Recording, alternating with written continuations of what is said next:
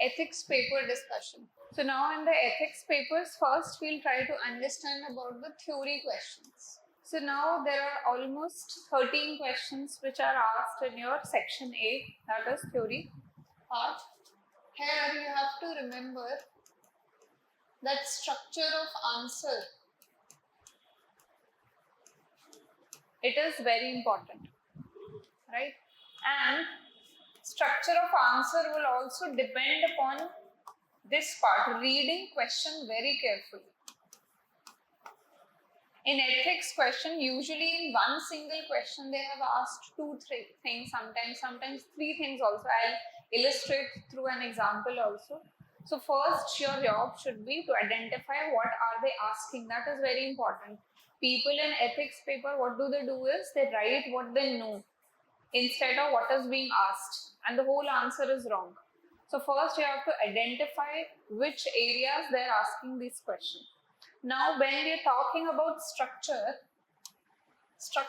is obviously you have to start with introduction. Try to start your answer with the definition of keyword given in the question. Or what you can do is, if you have some statistics or data with respect to the keyword of the question, you can write that also. Or what you can do is, you can start with a current affair related to the keyword. So this will need that you identify what is the keyword in the question. Right?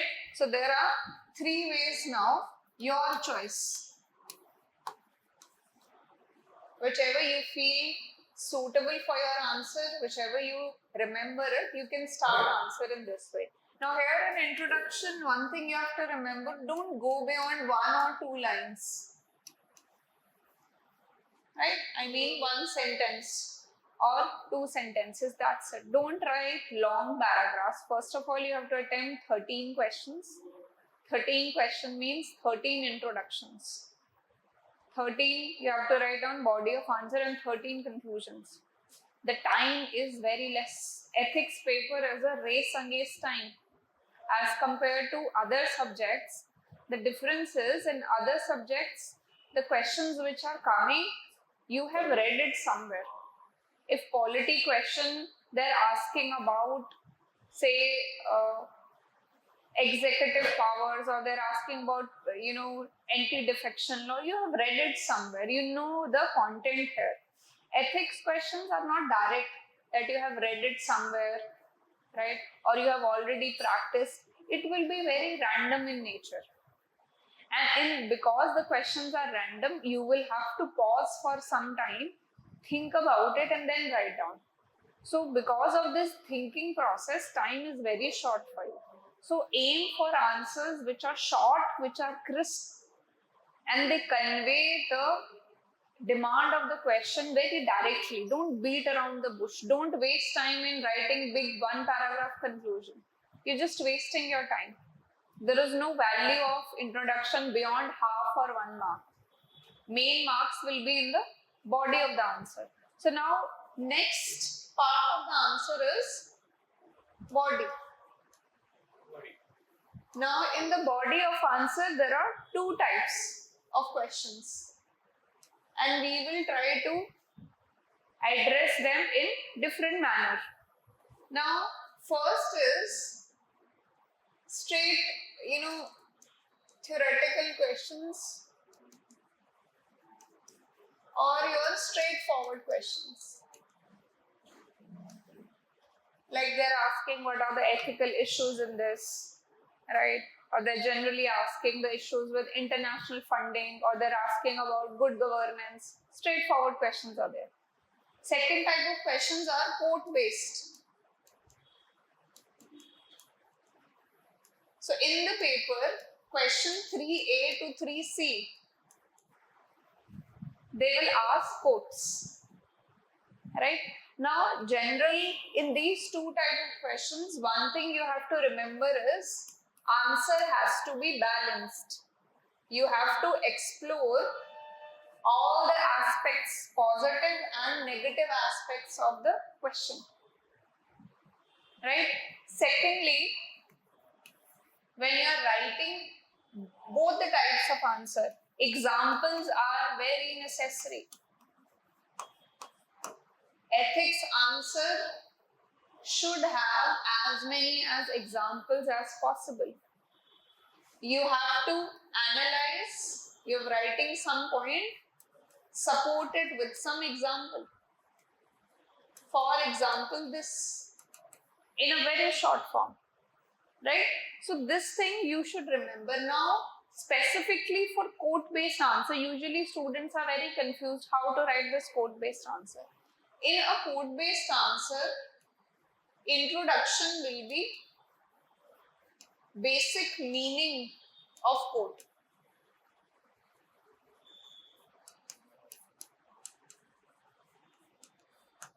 Right?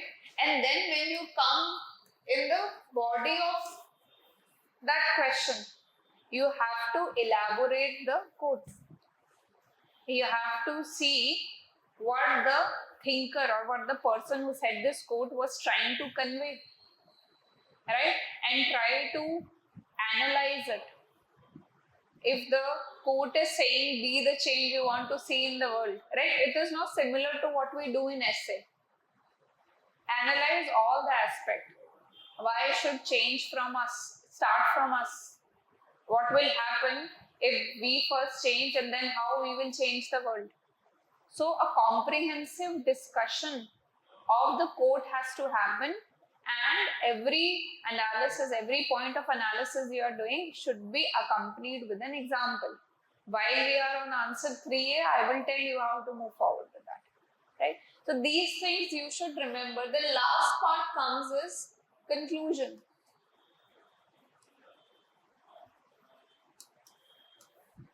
Conclusion, you have to summarize plus way forward.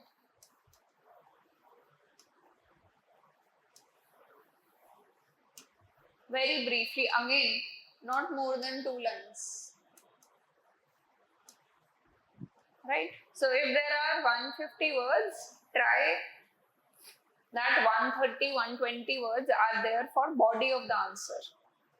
Major words should be with respect to body of answer, because in that part of the answer, your maximum marks are. Right? Now let's just move on to the paper. Let's see which type. One question, I will explain it to you in this handwritten form. We'll try to see what is the structure of the answer. Just give me a moment. So first question was, is it visible at the back?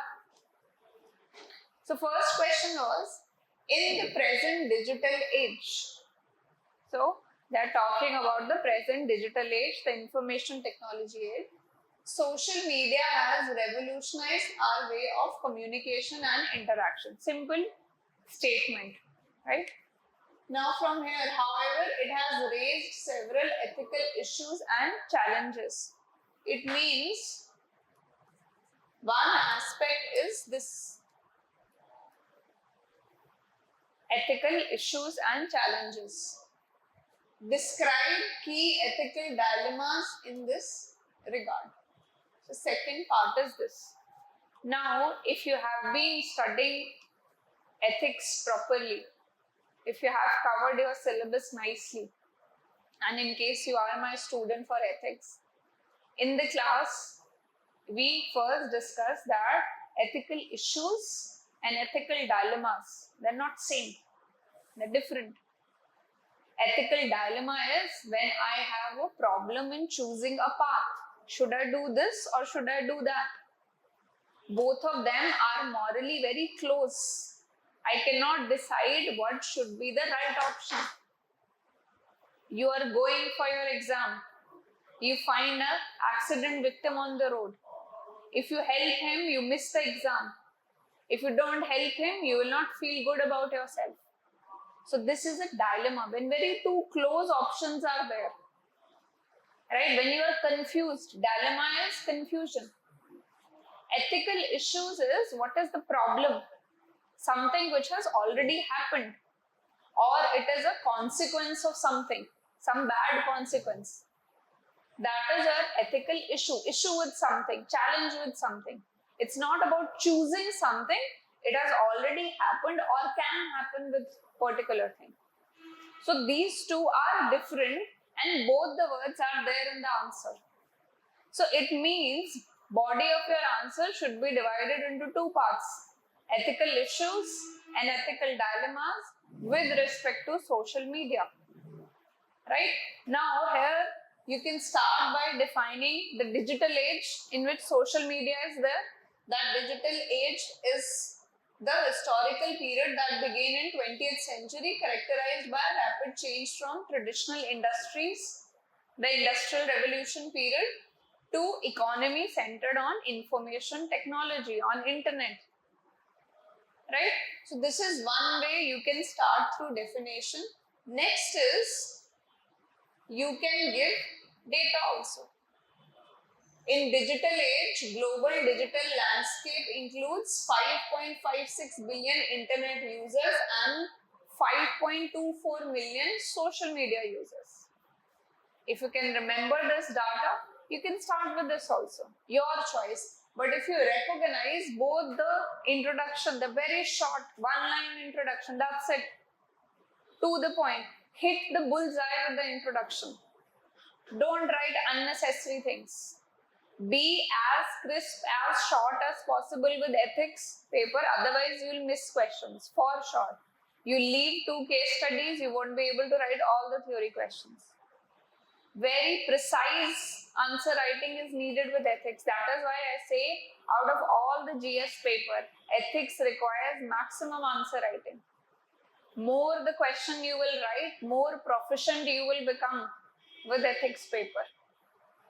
Ethics paper, you can read a book, but when you go back to the PYQs, you realize questions are very abstract in nature, they're very random in nature. Some questions you are not able to answer through the book, because book will just tell you basic things. What is emotional intelligence? What are the models of emotional intelligence? That's it. In paper, question will come probably on application in civil administration, application in your personal life, or a quote on anger might come up.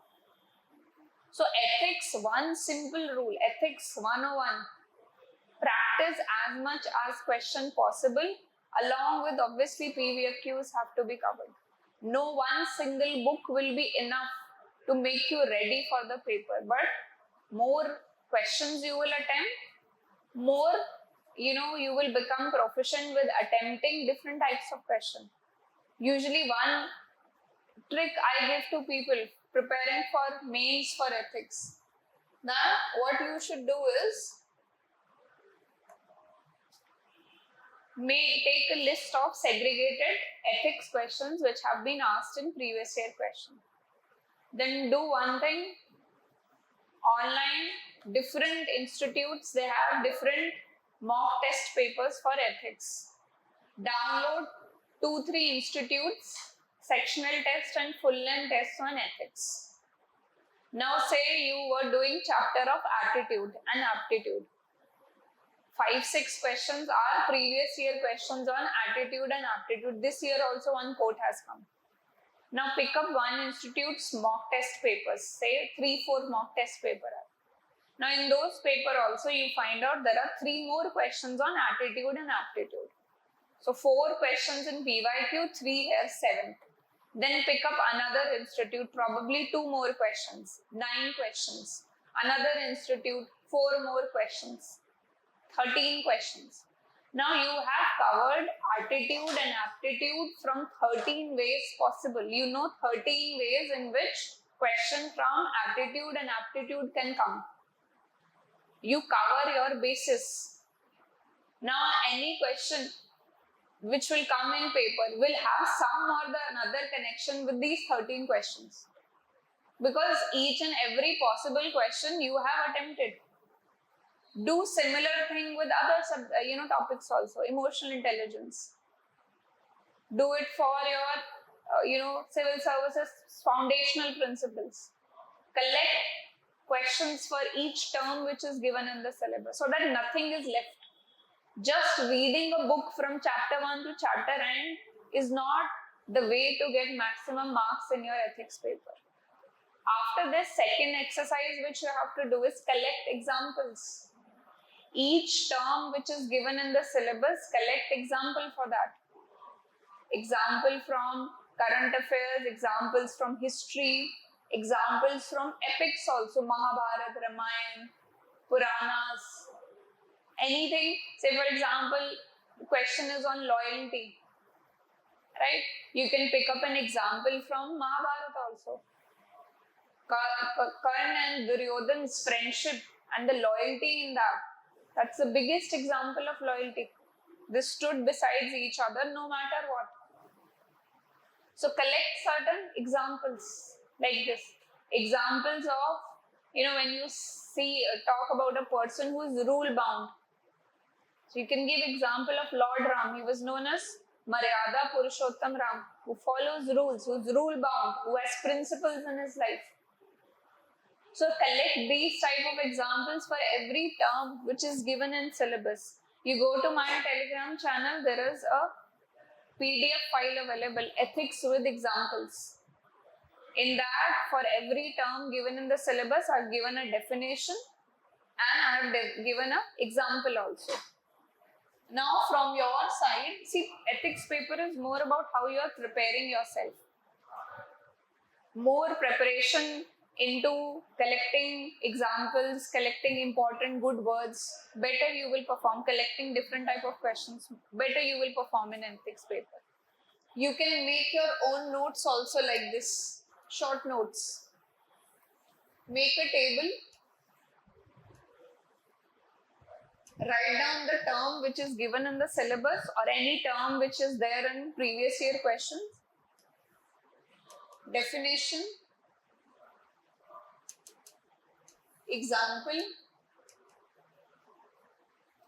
any data or recent statistics also you can add, right? Or on the same topic, some book, novel or epic has the same theme, you can write that also. So like this, prepare your own short notes so that you have varied variety of examples to quote. You're not just quoting Mahatma Gandhi, you're also quoting Nelson Mandela, you're quoting different thinkers, different personalities which are not that well known, right? So this activity you should do, and please analyze previous year questions, very important. This year, Thirukural's quote had come, and 2 years back also his quote was there. It means his quotes are important. That's a favorite topic which UPSC might ask again after next year also, next to next year also. So analyze paper, collect good content, practice more. And ethics is such a paper, after you're done with basics, it's not that you have to revise again and again. Focus on writing answers. Learn through answer writing. Pick up any PYQ, write it down.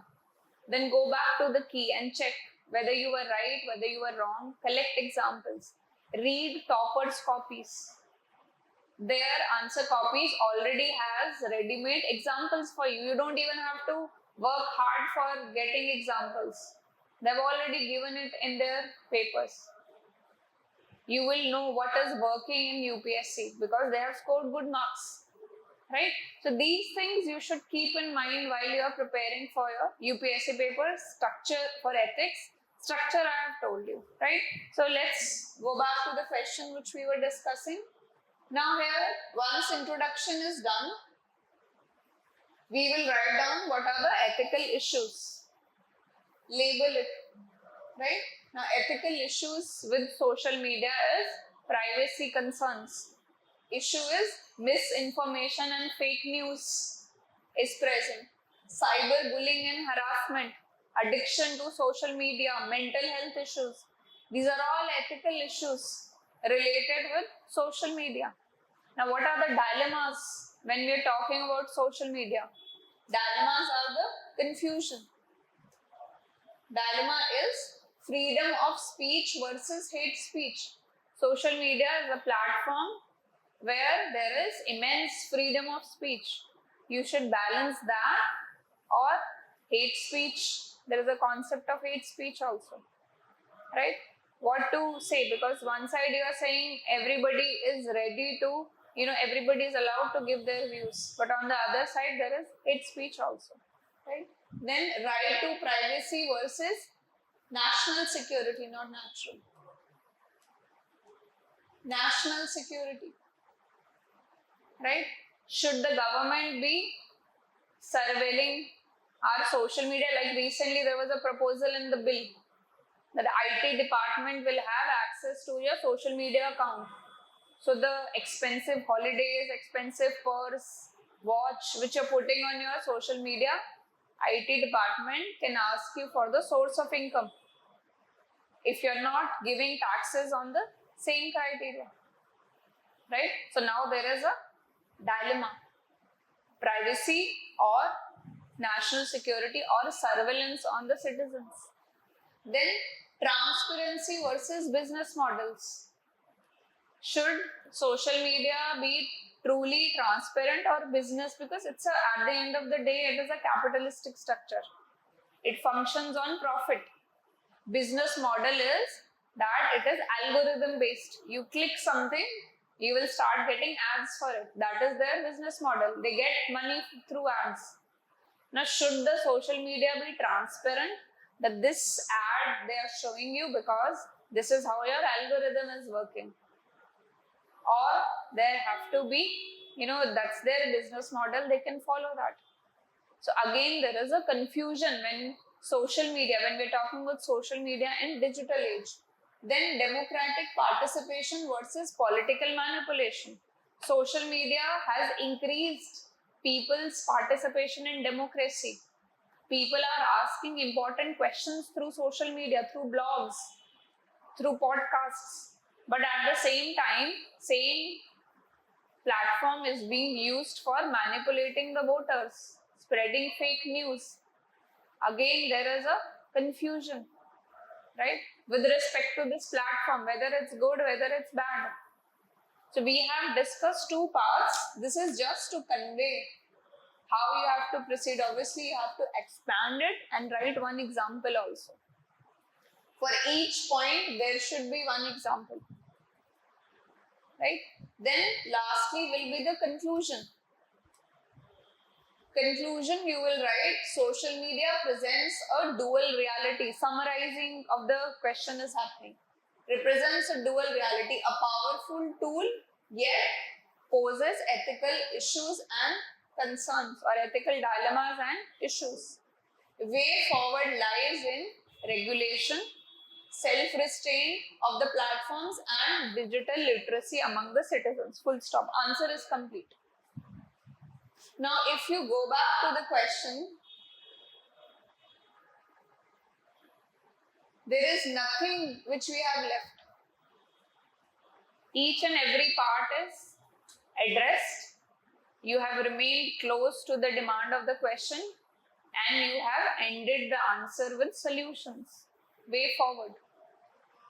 And you don't need to expand everything which is what is digital, because examiner also know you don't have that much time. Time is very limited. So in minimum number of words, you have to convey maximum things. And this is the only way.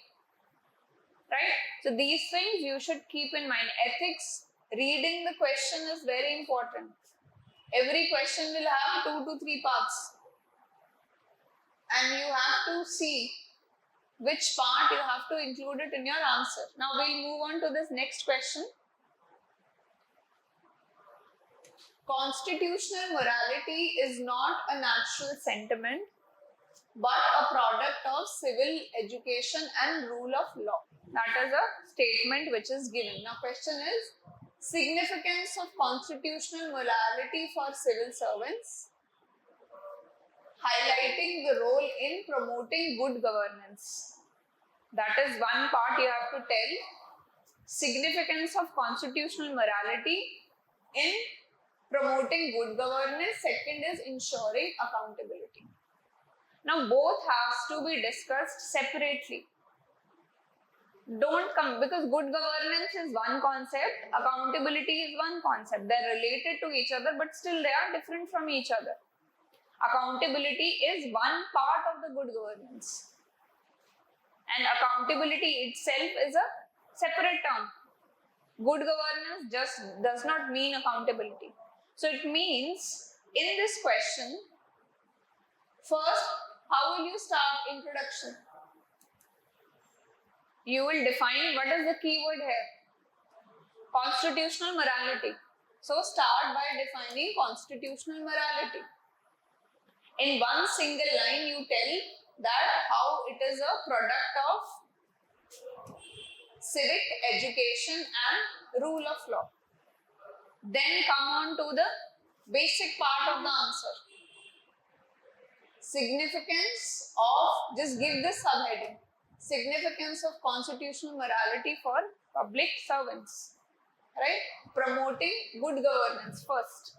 Good governance, how it will happen? By upholding constitutional values of equity and dignity in schemes. By keeping a check on discretionary powers. Constitutional morality flows from fundamental rights, duties, DPSPs. That is the moral core of our constitution, which tells us what is right, what is wrong. Morality is about right and wrong. And that is the core. So good governance happens because of constitutional morality, because we uphold these values. It keeps a check on the discretionary power. We are not exploiting, civil servants are not exploiting their powers. Then you uphold the democratic ethos, that the administration is for the welfare of people. Right? Then citizen-centric administration is there when you follow the constitutional morality. So this is the part of good governance. Now here, if you want, you can make a diagram about good governance. In the channel, if you will go, there is a picture shared. There is a hexagon type and it has told what are the components of good governance. Efficiency, accountability, transparency, equity, justice. All these are the components of your good governance. And then you can tell how constitutional morality upholds them. That can be another way. Then quickly come on to the accountability part. Constitutional morality will help you to uphold accountability by rule-bound conduct will be there. Right? You will be working in the welfare of the people. Then answerability will be there. And responsiveness will be there. These all values, these are coming from Constitution. Where there are proper duties given to the civil servants. Where there are certain fundamental rights which have to be upheld. They have to be upheld with respect to life and liberty, freedom of speech and expression. There are certain duties which you have to fulfill. There are certain DPSPs also, which are like a moral code for the civil servants. So like this, you will tell how it is promoting good governance, how it is promoting accountability. And then you do a conclusion. Before conclusion, you can write few points that because of widespread corruption, lack of checks and balances, right? The constitution is no longer serving as a source for this. What should be the way forward? Strict implementation of civil services conduct rules, code of ethics for civil servant, training of civil servants, ethical modules for mid-career training for civil servants. This you have given solution now. and then you conclude your answer. So main point here is read the question carefully. Don't club up two different things. Every question have 2 or 3 parts minimum. Answer them nicely, then give them proper subheadings. Right? And when you are seeing these type of questions, how do you brainstorm? You will brainstorm. First you will think, what is good governance? What is constitutional morality? What is accountability?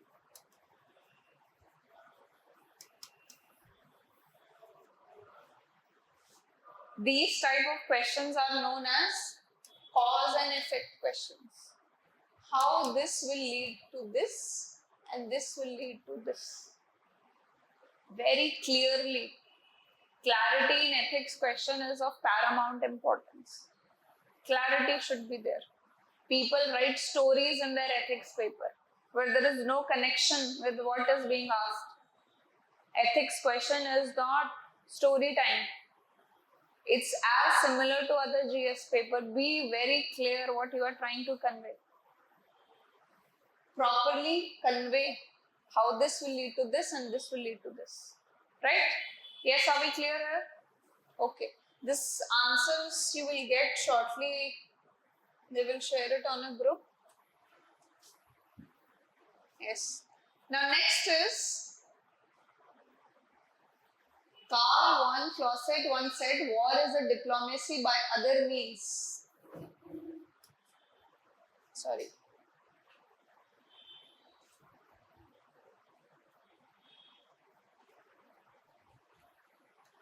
War is a diplomacy by other means. That is the quote. We'll come back to the quote. Critically analyze the above statement. Whenever critically analyze comes, it means the criticism part, the challenge part have to be included for sure. Although when I'm talking about any question, it has to be balanced. Right?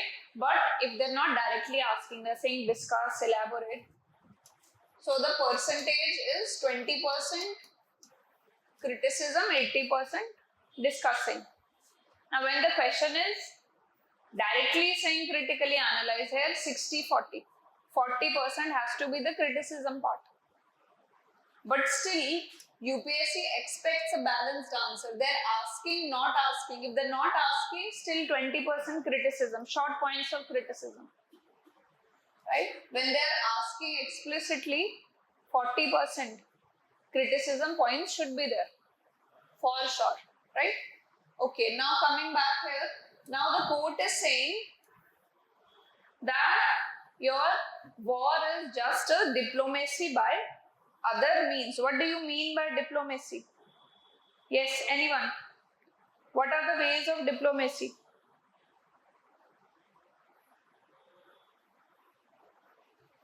What are the ways of diplomacy? What is the meaning of diplomacy? Through agreements, through talks, right?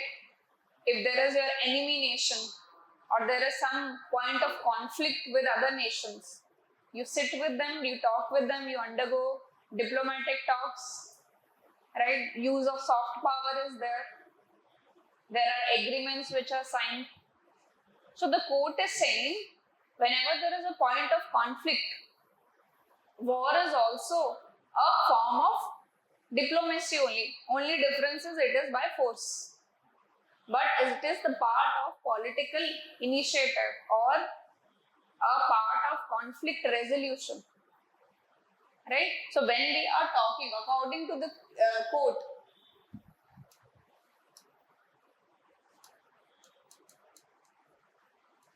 that when we are talking about quote, your diplomacy, one way is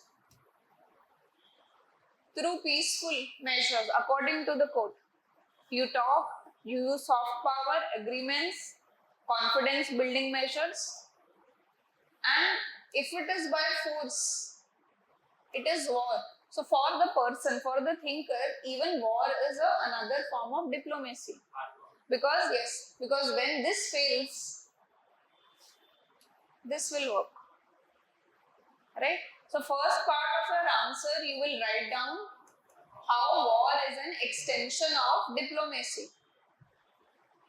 Right? You write down here the use of hard power in various conflicts which are going on right now. Russia and Ukraine, Israel and Hamas. Israel and Hamas, for longest time they tried talks. They have given two-state solution. But in the end, they are fighting now. Right? We will do criticism also, obviously. Because war, when we're talking as a source of diplomacy, it has lot of challenges. Human rights violation is there. What is happening in Palestine right now? Children are getting killed. The food stocks are getting stopped. Right? People don't have homes. Every day bombing is happening on civilians. So now there is a limit through which Israel can say that we did it for self-defense. When you start killing civilians, it's not civil defense anymore. So there are challenges to war also. You cannot compare soft power and hard power. Both are very different. So you cannot say war is just another form of diplomacy. That you will discuss in next part of the answer, where you will give the opposite side of the view. Right? Treat answer like a coin. One part will agree or will give support what is given in the quote. Other part will tell the drawbacks, criticize it, give the challenges of it. And what should be the word limit of the criticism part? That will depend upon what is the keyword used in the question. And sometimes there are certain questions where they will start from a negative connotation, that this something has failed. Now the other part of the question will be, you have to say that all the things are not bad, there are certain good things also. So depending upon the language of question, depending upon the keyword, your answer will be. And this you don't learn overnight. Please mind this thing. Practice is the key. You can attend 10 more classes on ethics. And while you are listening, you will realize that yes, I have understood. But till the time you sit down, write it, you will not learn how to write answers. Every strategy will go out of the window in the exam if you have not practiced at home. You will write in your basic style of writing. Right? So you have to practice it. I always give this example when, after my 12th, I've given this medical entrance exam, NEET exam. So at that time, my teacher told me that never start with physics. Start with biology or chemistry. Physics, usually, my physics was also not good, and usually questions are difficult, and it's a common problem with all people. You don't understand physics that deeply, right? Physics remains a soft point. So I listened to her, right? I agreed with her, but what happened is, when I was giving mock test, I never followed that advice. And also I didn't write much mock test. So in the paper, when I received the paper, I started with section A physics only. Only half an hour between the paper, I realized that, I had to start with biology. So advice doesn't work. You have to apply the advice before the war. War is your exam. When you apply it beforehand, then only exam you will remember that this is your strategy. This is how you have to write your paper. Otherwise, you will forget everything. Stress conditions are such, you will come to your default form. How your brain by default functions. You have to change that default mode through practice before exam. And now we are already in September. For next, mains preparation, you have just time till your December or at max January. So if you take January also, almost 120 days are left. In 120 days, optional should be complete, mains, answer writing, PYQs, everything should be done and books should be closed. If you have still not started, then you're very, very far behind. And even if you clear prelim, your mains will be not good. And rank doesn't just depend upon prelims. It is a combination of mains and interview. Mains is the main thing. Prelim is just qualification paper. So if you have not started your preparation, till now, please be serious from now. Focus on answer writing. Just reading books will never be enough, has never been enough. Right? Okay, coming back. Now, with this, you will first write down about the war. How war has been done when diplomacy has failed. Then you will talk about the counter arguments. That there are high human and economic cost. People die. Lot of your money of the taxpayer is wasted. India and Pakistan in May fought for just 3 or 4 days.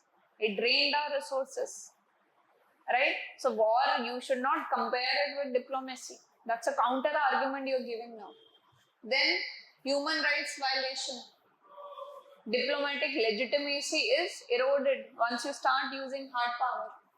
Right? Then there is a race for nuclear weapons. Right? More expenditure on the military abilities rather than focusing on health, education of your citizens.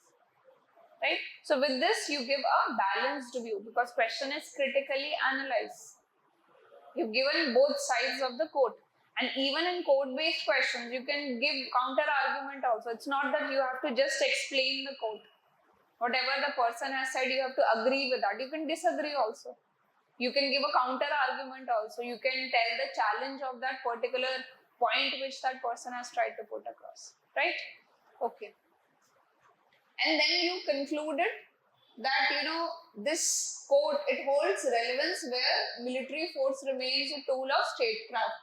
But in your contemporary geopolitics, to give a more positive and liberal conclusion. So, your conclusion should be more positive in nature. Right? So by common sense also, obviously war is not the solution. We are not living in medieval ages or ancient times where tribal wars used to be the only solution, bloodshed used to be the only solution. So tell that, that military forces remains a tool of statecraft. It was most relevant in the olden societies, but we are now living in a society which values human dignity, life, where war can never be a solution. And also we are in times when nuclear weapons are there. Pushing of one button will lead to, devastations of very high level, which are not reversible in nature. Human civilization can be wiped off. So war should not be taken as diplomacy. Focus has to be on dialogue, deterrence and cooperative security. So way forward has also come in 3 points and the answer is done here. Right? Okay. Moving forward. Keeping the national security in mind, examine ethical dilemmas. Now see, ethical dilemma has again come up. So it means in your answer again, you have to compare 2 things. Whether this or whether that. That component, that subheading should be there in your answer. Keeping the national security in mind, examine ethical dilemmas related to controversies over environmental clearance of development projects in ecologically sensitive area in the country. So now this debate is very old. Development versus environmental sustainability. Right? Or not sustainability, protection.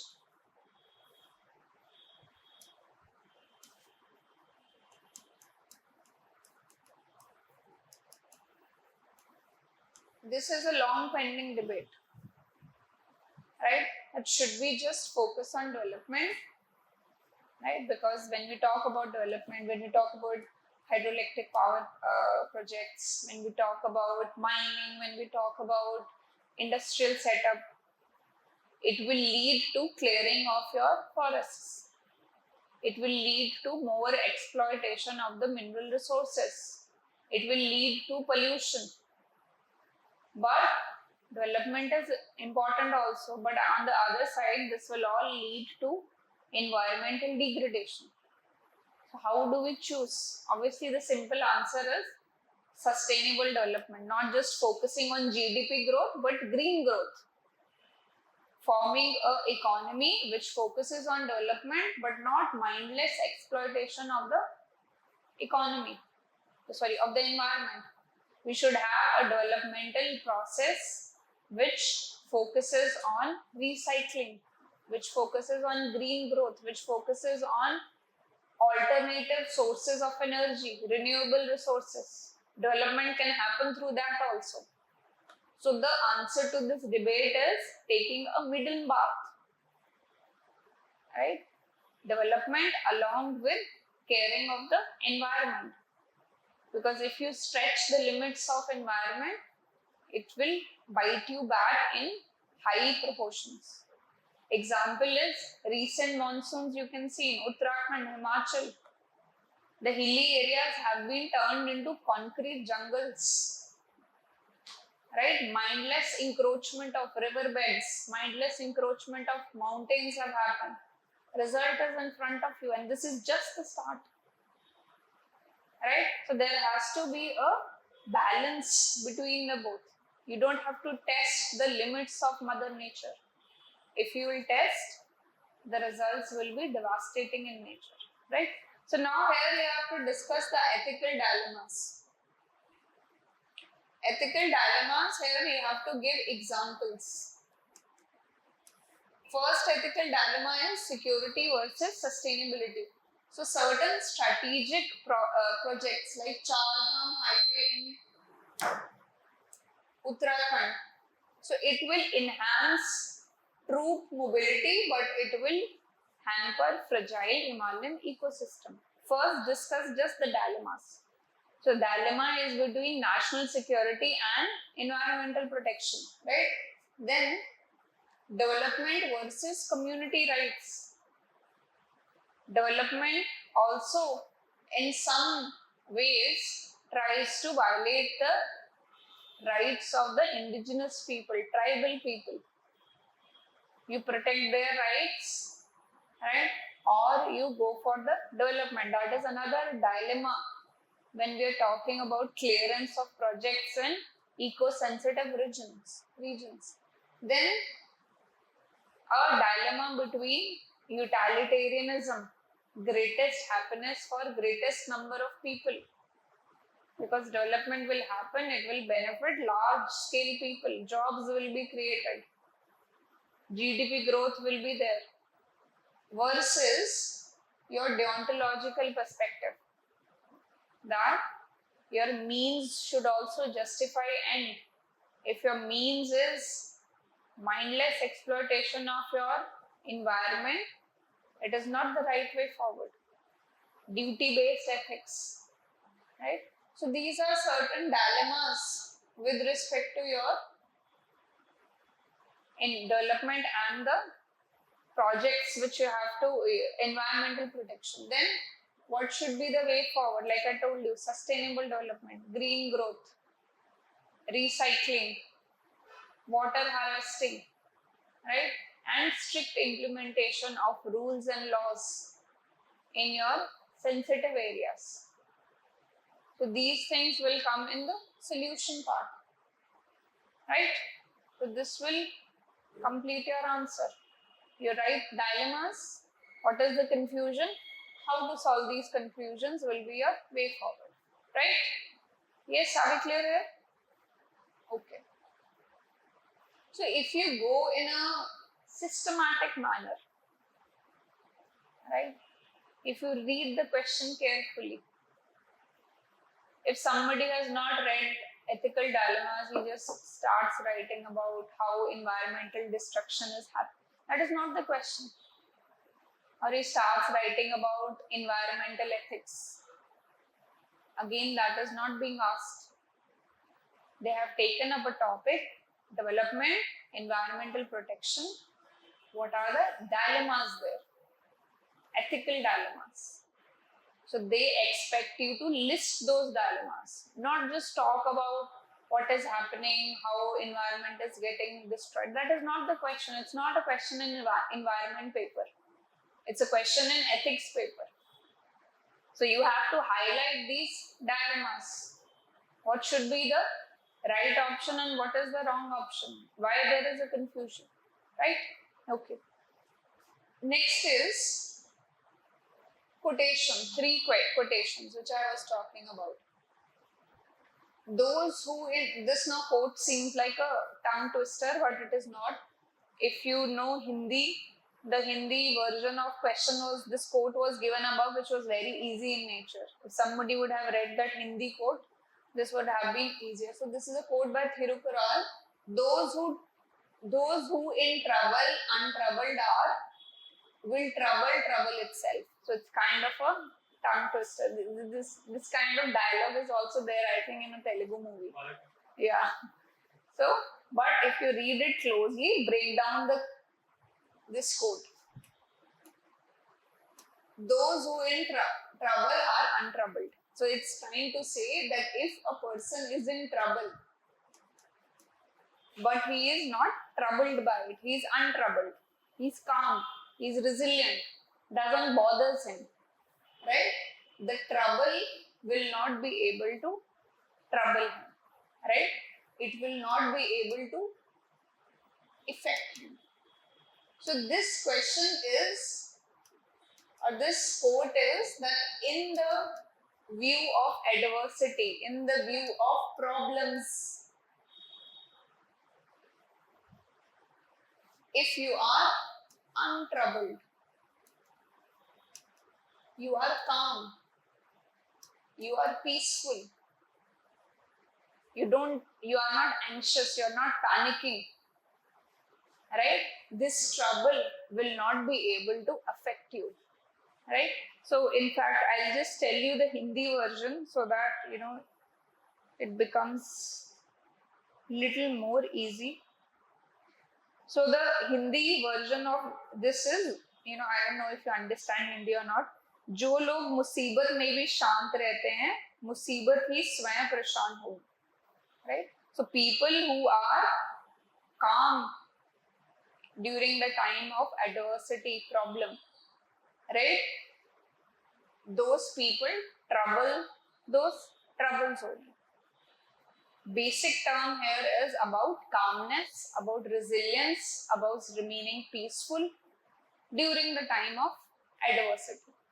So in this quote-based question, introduction, you will write down the basic meaning that Thiruvalur underlines the timeless ethical principle of equanimity, which means ability to remain composed, unshaken in the face of adversity. You're not troubled by the trouble. You're calm. It doesn't bother you. It's like a normal day for you. Right? You are not panicking that, oh, this problem has emerged. You're calm. Right? You might have seen there are so many people, who have faced so many problems, but still remain very calm because there is, solution to problem is not panicking. It is remaining calm and thinking with your mind. When you're not calm, you cannot think. You cannot think straight. You are too emotionally, bound with that problem. You're too anxious. You're too worried. So you just waste time in ranting about it. That I have this problem, I have that problem. How will I overcome it? This is the problem. I've always faced problem. But if you're calm, you will not rant about it. You will find a solution for it. So even if, hypothetically trouble is a person, he himself will become panicked that why this person is so calm. That is what this quote is trying to convey. Right?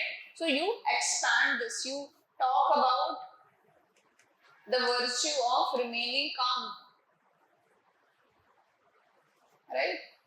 Where there should be certain emotional sustainability, and then you give examples. with respect to civil servants, right? On day-to-day basis, they come across so many situations, high tension situation. Two communities are about to fight, floods, is happening in some area. They have to remain calm.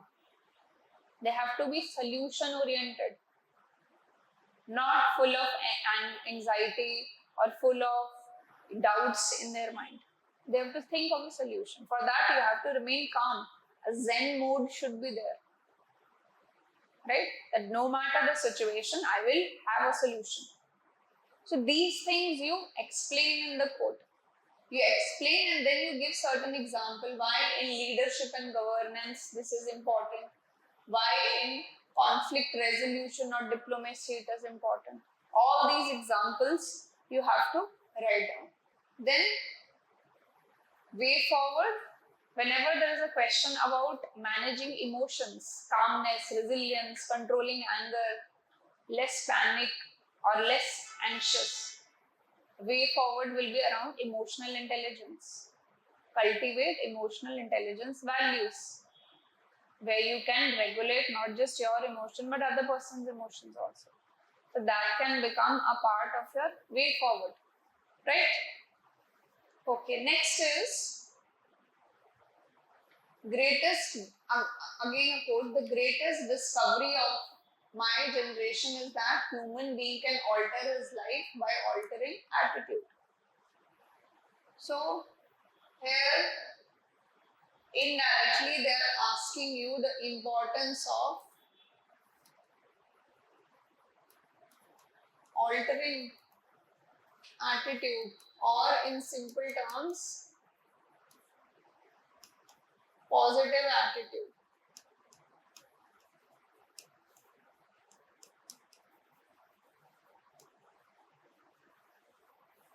So your introduction, you start by telling the meaning of the quote. Do not define attitude here because it's a quote-based question.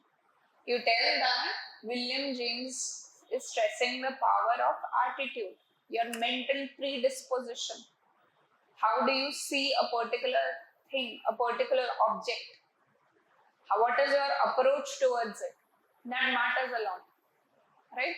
Then you come to the body of the answer. Then probably you can define what is attitude. Then you tell what is the role of the attitude here, right? A very simple example for this is comparison between two former 90s cricket players, Sachin Tendulkar and Vinod Kambli. Sachin's and Vinod Kambli's coach was same coach. And he in one of the interviews said, Vinod Kambli, he was much more good with technique. His aptitude is your innate quality, which you are born with. It was much higher than Sachin. But why is Sachin today remembered as God of cricket? And Vinod Kambli has somehow lost in the cricket history because his attitude was not good. He got involved in alcoholism, got involved in lot of scandals. He was not regular with his practice because attitude towards cricket was not good. On the other hand, it was not that Sachin's aptitude was not good, but Kambli's aptitude was better. Sachin had a good attitude towards cricket, discipline in his game, regular practice, punctuality, right? So, human being can alter his life if you change the attitude. And because of his attitude, coming from a very basic middle class Indian family, he became one of the greatest players cricket has ever produced after Don Bradman. Right? His records are still not broken. So this tells that attitude can alter your life. You give examples from various fields, politics, economics, that attitude leads to better discipline, more consistency in your life. If you have a positive predisposition that I want to do this, You have a positive attitude towards it. It reflects in your behavior, right? And that can alter your life. That you explain it through examples. And then you conclude it, summarize it. How to cultivate positive attitude can be a form of your way forward.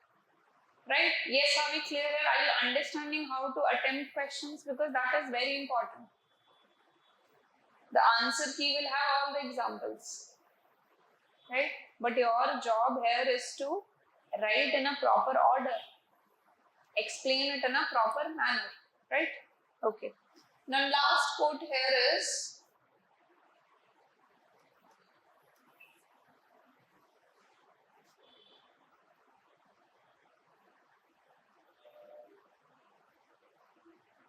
strength of a society is not in its law but in morality of its people.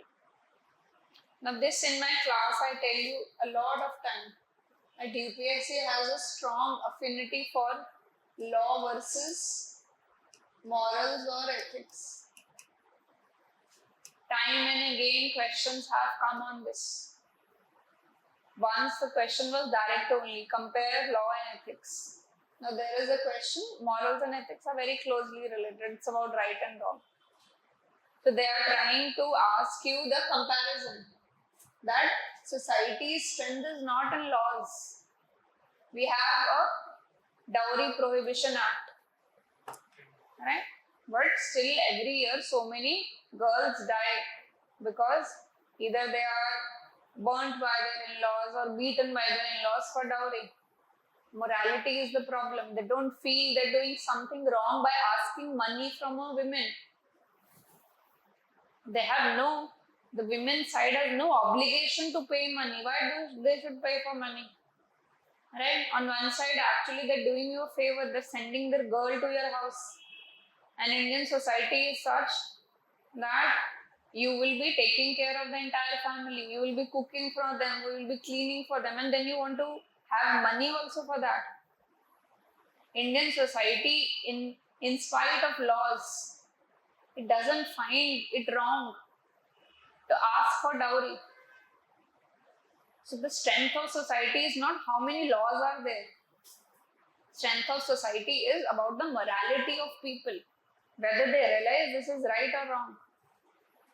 So you can have laws on, even anti-rape laws are there, sexual harassment, prevention of sexual harassment is there.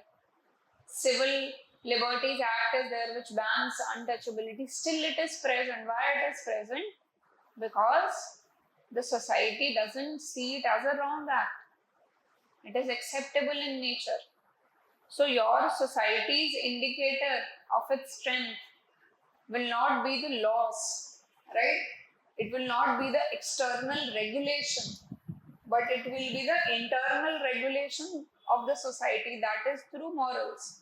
So you give examples, you compare why morality is more important. You give examples. One, morality is an internal compass, that is external control. Only if there is police standing outside your house, then only you will not demand dowry. Moment the police goes away, you will start demanding again. So it means it's an external thing. There is a condition.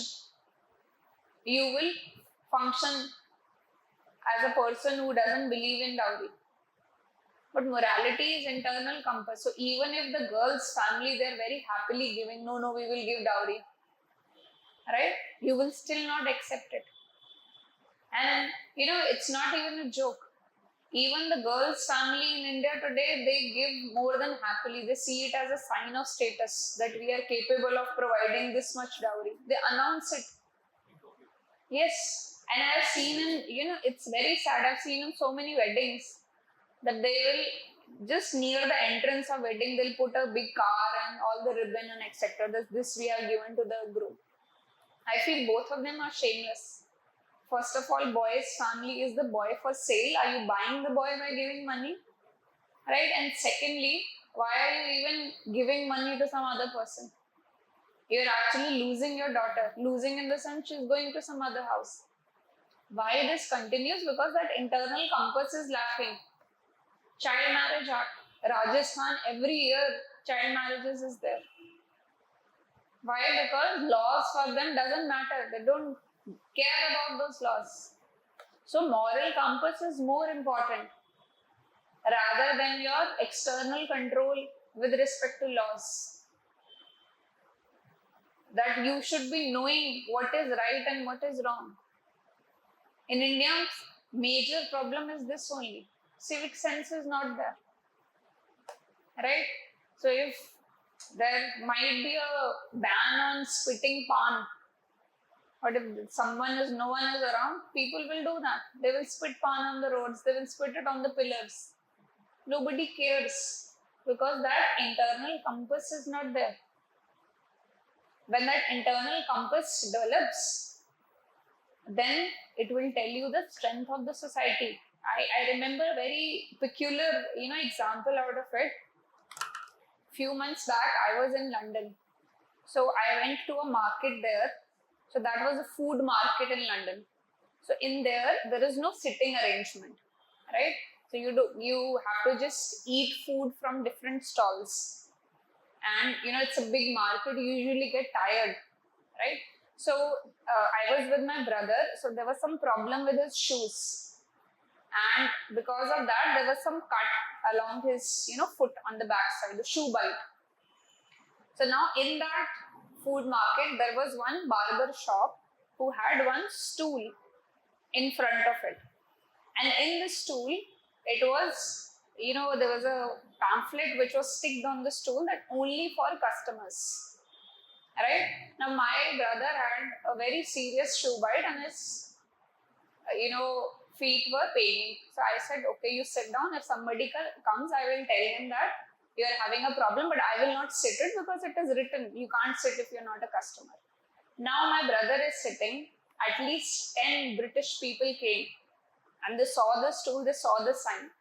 Nobody sat on that particular bench. That is the civic sense. That if it is written, you don't have to do it, even if because the shop was empty. The owner was not there at that point. And moment that owner came, I told the owner, there's a problem. He's not feeling well. He's sitting for just 2 minutes, right? And after 2 minutes, he'll get up. He said, okay, no problem. Even small children came. They saw the sign only for customers. They didn't sat on that bench. If it would have been India, nobody would have cared about it. They would have started because laws, this is not a law, this is a rule which that person has told. And when you go abroad, you realize that we Indians lack civic sense. That morality, that inner compass is not there. Nobody is watching, everybody is doing, I'll also do it. Nobody is following traffic lights, I'll also not do that. Strength of the society lies in even when no one is watching. You have that sense of right and wrong. Laws will not do anything if this morality is not present. We have ample number of laws, but still, why there are problems in our society? Because morality is not there in our society. There was no camera, there was no punishment, but it was written there, people followed it. Right? So this is a difference between that. If you want a good society, morality has to be inculcated. Laws can be adjunct to it, supplementary to it, that there is a fear of punishment. That's it. But moment no police is there, no person is there to see, no CCTV camera is there, people will, if they don't have morality, they will not follow it. Right? So these type of examples you have to write where you compare law and morality. Right? Are we clear here? Okay. Next is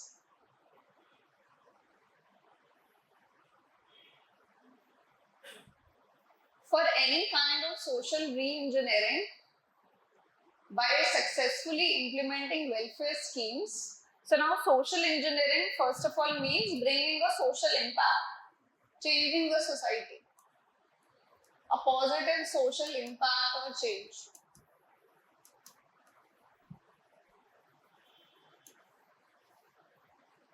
Right? So social engineering, social impact or change can, by implementing welfare schemes, a civil servant must use reason and critical thinking in our ethical framework. So they are saying that if we want to bring a positive change in society, if we want to do a social engineering, right? So for that, welfare schemes are implemented. Now these welfare schemes should be implemented by civil servant through reason and critical thinking, but within an ethical framework. So in this question, again, there are 2 points. First, you will tell that schemes have to be implemented with reason. Right? When we talk about data-driven policy making, data should be there with you. You have to be objective in nature. When we, people usually say reservation system should end. There is no reason behind it. Where is the data? Where is the data supporting that we don't need reservation system and caste system has ended? There is no data about it. So civil servant, when he is implementing any policy, he should know who should be the beneficiaries, who should be benefiting from the scheme, who should be excluded from the scheme. This should come with reason and critical thinking, right? He should have data with him. He should be rational in nature. It should not be based on any random subjectivity that I feel this way, I will implement. It's not based on how you feel, but what are the figures start saying? What are the statistics saying? Right? Then rational decision making, there has to be transparency, objectivity has to be there. Right? But now all these things you have to explain that only rationality and critical decision making is not enough. It should be in an ethical framework also. Right? Say for example, if tomorrow there is a homeless person who comes to you and says that I don't have an Aadhaar card, I'm not able to access to your PDS benefits. So now your rationality as a critical thinking as a civil servant, you can say no Aadhaar card, no money, right? No your PDS benefits. But this is not enough. You have to work in an ethical framework of justice. You have to think about that. You have to ensure inclusivity. So now what you can do in best of your capabilities is that you can contact some NGO that for time being, please help this person. We will fast track the procedure probably. This person will have to fill a form, wait for the Aadhaar card, and then will get PDS. So this is rationality. You cannot give that person PDS benefits without Aadhaar. That is not how the scheme works. But for the time being, within an ethical framework, you have to ensure justice also. You have to be empathetic to the person also. Right? You have to be subjective in the form that you have to have certain sympathy with that person. So when you're talking about any scheme, it's not just about making a rational decision, being an objective, but you have to ensure justice, sympathy, compassion, integrity, honesty. Within that framework, the scheme should be implemented. So you discuss in 2 parts that there has to be a combination of both, not in isolation. Just rational thinking is also not enough, right? Like Gandhiji says in his talisman, I don't know if you've heard about it, there is a talisman which has, usually in NCERT books, it is given at the start. Talisman. So he says that whenever you are in a doubt, right, any civil servant, any person, you are in a doubt, should you do this or not? Think about the poorest person. Think about the person who is at the lowermost level of the social hierarchy. Will your step benefit him or not? If the answer is yes, it will benefit him, do that. If the answer is no, don't do that. This is an ethical framework. Always doing the most rational thing is not the correct thing. You have to do it in the framework of ethics also, values also. That you have to convey through this question. Right? Yes, are we clear? Okay. Now next is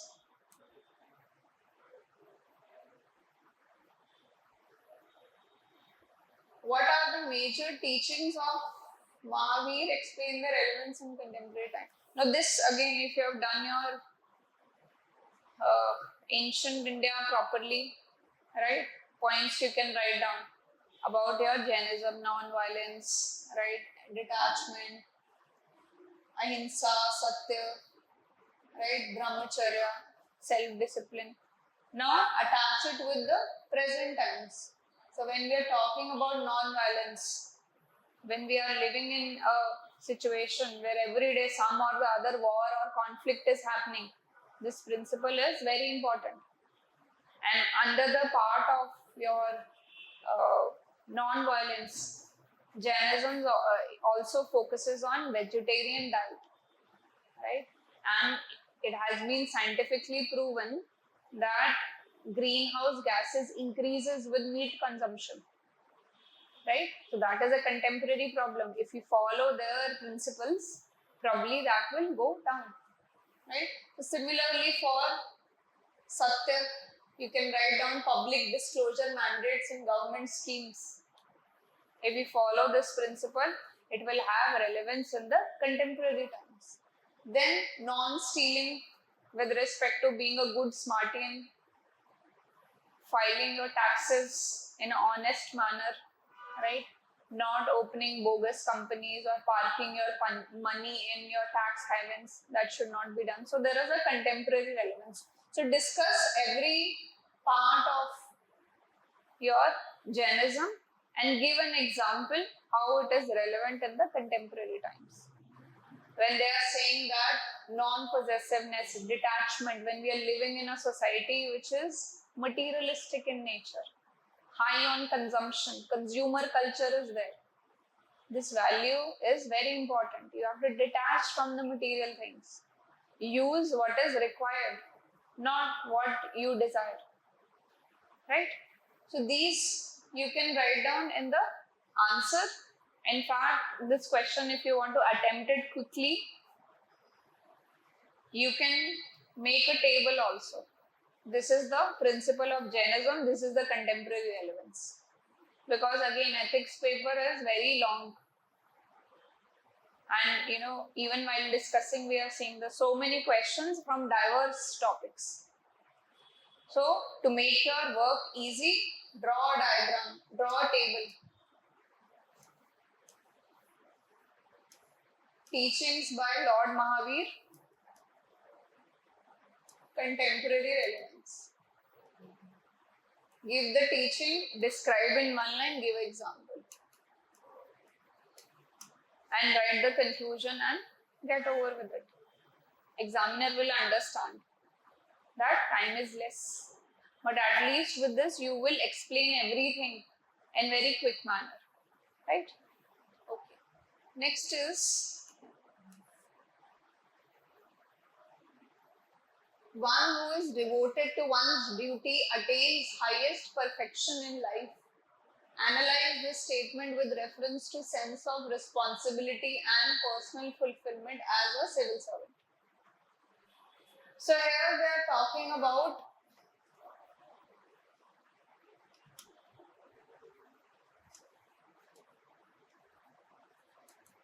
duty performance with sincerity, dedication, and integrity.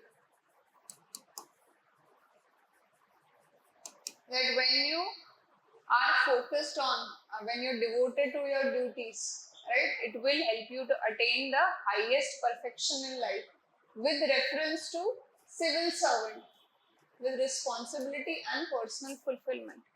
So you write down if you are sincere, dedicated, full of integrity, you will promote justice, inclusivity,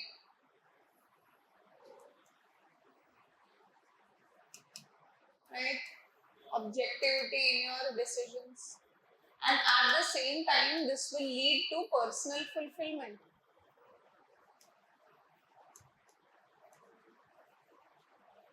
There was one IAS officer, I'm forgetting the state he was serving, but he served in one of the villages in some state, and for the first time under his administration, that village received tapped water. And when he was leaving that village, right, or he obviously was a district magistrate, but that village was under him. So when he left, and the IAS officer's name was Vishnu, so the village renamed the village as Vishnupuram.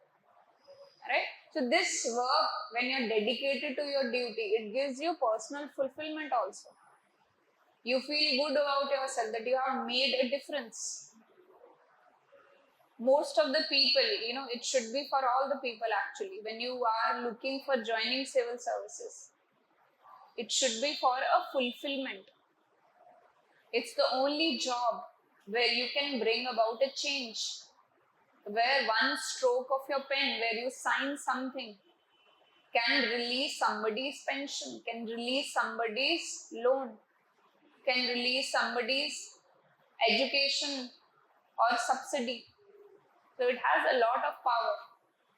So if you're doing your duty with dedication, give example of Palm Armstrong, another IAS officer who, built road with his own money, crowd-funded money, and also gave his own savings. It leads to fulfillment, that you brought about a change. It's not always he didn't get any, double money or anything out of it. But it's a sense of fulfillment which comes from public duty. When you're devoted to your job, when you're dedicated to your job, the smiles of the citizens are enough to give you that fulfillment. So that particular thing you explain in this particular question, right? Okay. Now next is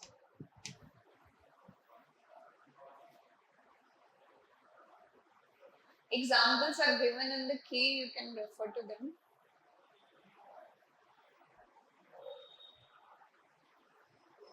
Next is, to achieve holistic development goal, civil servants should act as enabler and active facilitator of growth rather than regulator.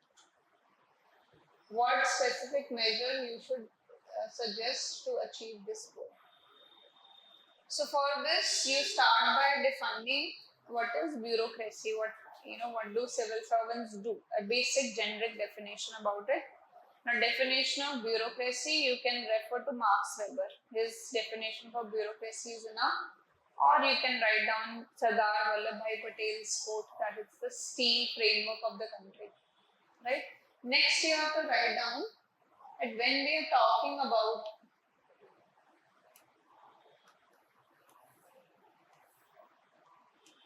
civil servants, they have to be enablers and active facilitators.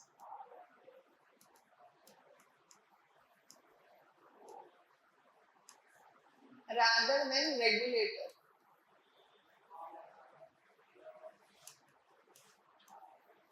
So they have to move beyond this narrow mindset of just regulating work.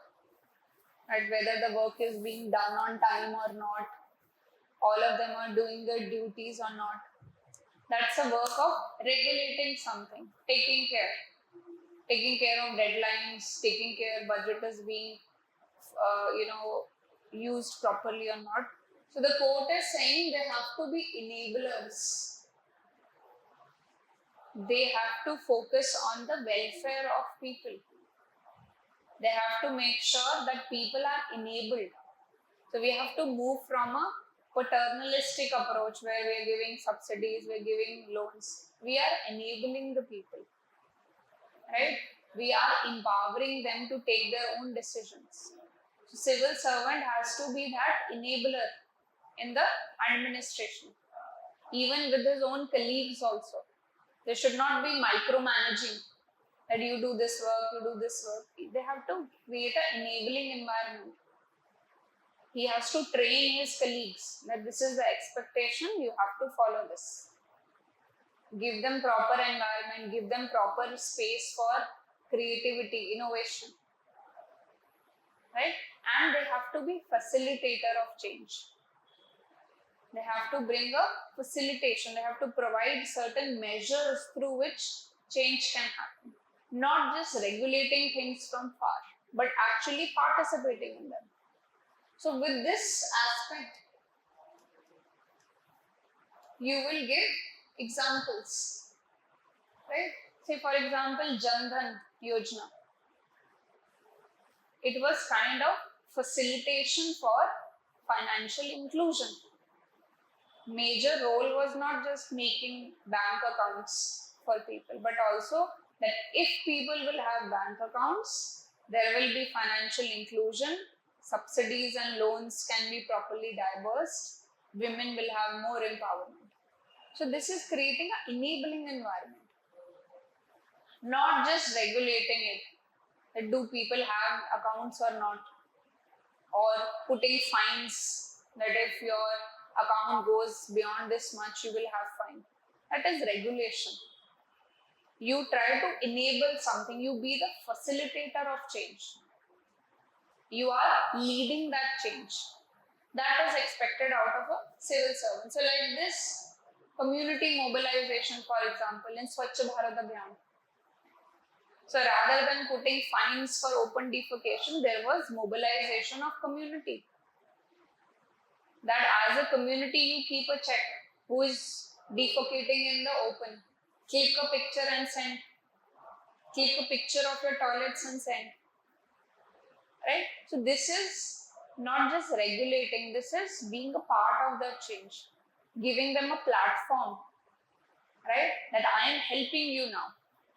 I'm not just seeing you from far, or I'm not just having a fear approach that if you don't do this, this fine. If you don't do this, you will be, probably you have to be booked for this particular contempt or whatever.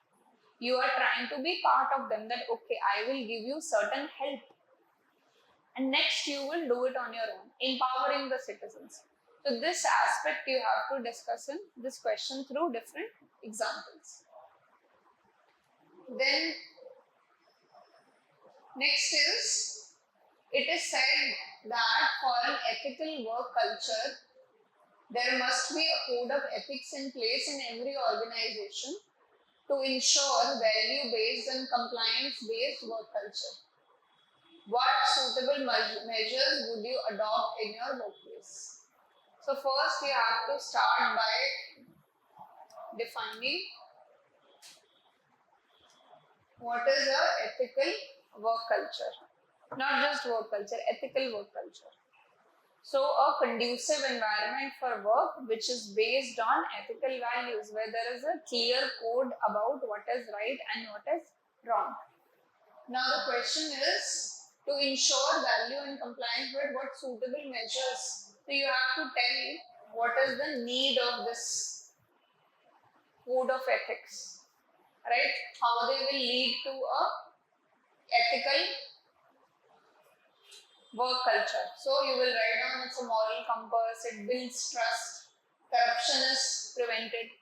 So basic start of answer will be there. Then you have to give measures.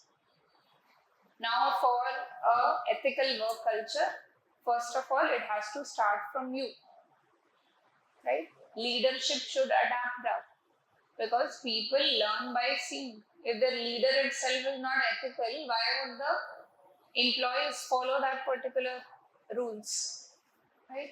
Ethical leadership has to be there, right? Then whistleblower protection.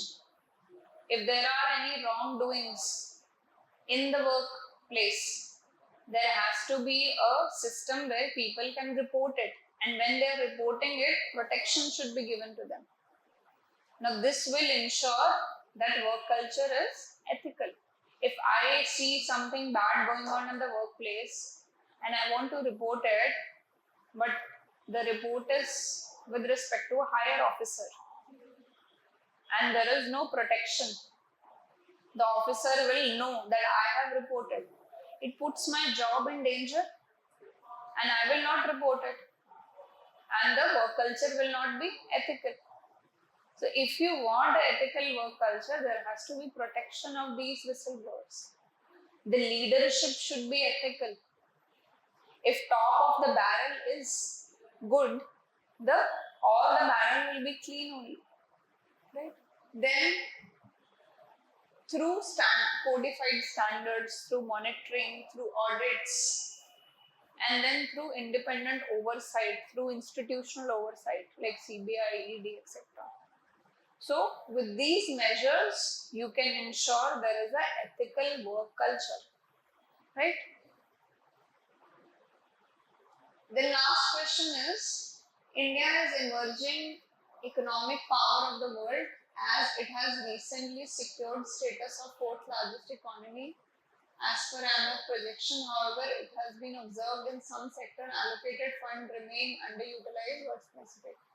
So this is question from the utilization of funds which come in the syllabus towards the last. So you have to tell, first you will tell what are the challenges in the utilization. Corruption is there, middleman is there, right? Then March rush, they don't spend it in time and then towards the March, because the funds will collapse, they will start allocating randomly, right? Then your bureaucratic delays. So there is misutilization also, embezzlement of funds also, but underutilization also. They're not utilizing it effectively, efficiently, productivity is not there. So very briefly, you will write down these challenges. They'll not ask you, but very briefly at the start of it. Major, you have to focus on how to ensure what measures should be taken. So digital monitoring and transparency can be there. Then institutions, oversight institutions like CAG or internal financial committees, they have to be strengthened. Then performance-based budgeting. Budget every year should be allocated based on the performance last year. Productivity-oriented budgeting. It's not that every year you'll get the same budget. If you can show results, then budgeting should be there. So with this, better utilization of funds will happen. Then reducing red tapeism. Accountability measures should be there internally. Right? So with this, we can ensure that funds are utilized properly. After that, we give a small conclusion about it. That there are challenges, but if these measures are followed, there can be better productivity, better efficiency with respect to utilization of funds. Right? Okay. Now the next part is your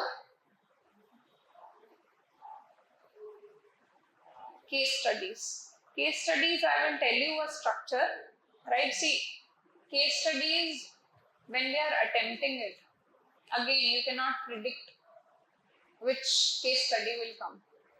But one exercise you have to do is, in the last 10 years paper, go through different case studies.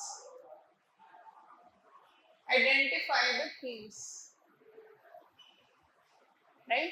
Themes like some will be around that your senior is forcing you to do something which you don't want to do. Or a politician is putting a pressure on you. These are basic themes which come. Right? Or some will come with respect to that you are a civil servant. There is one industry clearance has to happen. Should you sign it or not? There was once a case study about women related issue also, where you saw at your boss's place, you could hear your boss wives crying. So there was an incident of domestic violence. So like this, there will be different themes, right? There was once a theme that you are a civil servant aspirant. You're going for your interview, then you see an accident, road accident, what you should do. So there will be at least 15-20 themes will be there. Identify them and write a standard response with use of ethical terms, right?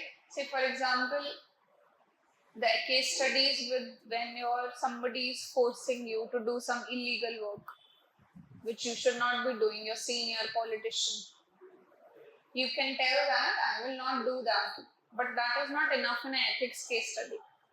You have to give a reasoning also, an ethical reasoning. So if I am saying that I will not come under the pressure, I have to write that because I have to uphold the quality of integrity, uncompromising stand towards the right thing. My job might come and go, but integrity is which stays with me forever. Now this line, any case study which is related to this theme, if you have this ready-made line, you don't have to think in your paper. Right? Similarly, some case studies will be with respect to international relations also. Once there was about diplomacy case was there. So in those, what you should be writing. So all these things should be made beforehand. So that there you are not sitting and thinking what should be my step. Right? Then secondly, the thing about ethics case study is the structure, how to write it. Right? This is the space given to me, how do I write it? First, when you go across you read a case study, there should be two things which you should be doing very quickly. They're asking, not asking, doesn't matter. Start by writing the stakeholders involved. Stakeholders involved means when you take a decision, which people will get affected by it. You can make a Sun diagram that these are the stakeholders. You don't even have to waste time or space. Just a diagram and label it. Who all will get affected. Then you list the ethical dilemmas in this case. This versus this. This versus this. It can be 2, it can be 1, it can be 5 also. With this, you convey to the examiner that you have understood the problem at hand. That when you will take a decision, you will know that these people will get affected. So keeping these people in mind, I have to take an action. Secondly, there is a confusion between these conflicting values. So when I am taking a decision, I have to decide this or that. So now this should remain common to all your case studies, and I'm not saying you have to waste a 1 page discussing this. Half page would be more than sufficient. Right? And even before this, there are certain students who can do it. This is a good, they pick up the core theme and just write 1-line intro about that. 1-line intro can be this also. That as this XYZ person who is on this post, I realize that in this particular issue, following are the first stakeholders, second, these are the ethical dilemmas, right? So this will be a start for every case study. Then, next, there are different types of questions.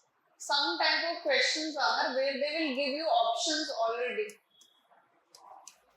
That these are the options available to you. Evaluate these options. Right? This is one of the most common question in case study. Now, when it says evaluate, you write the option. You can make a table also. Evaluation means pros and cons. So you evaluate this. That this is the pro, this is the cons. After you have evaluated, then you can give a conclusion that what step you will take. And when you're giving pros and cons, use ethical words, integrity, honesty, objectivity. I'm doing this because I want to be objective. I'm doing this because it is right from deontological perspective. duty-based ethics. So write ethical words supported through ethical theories. Use quotes also, right?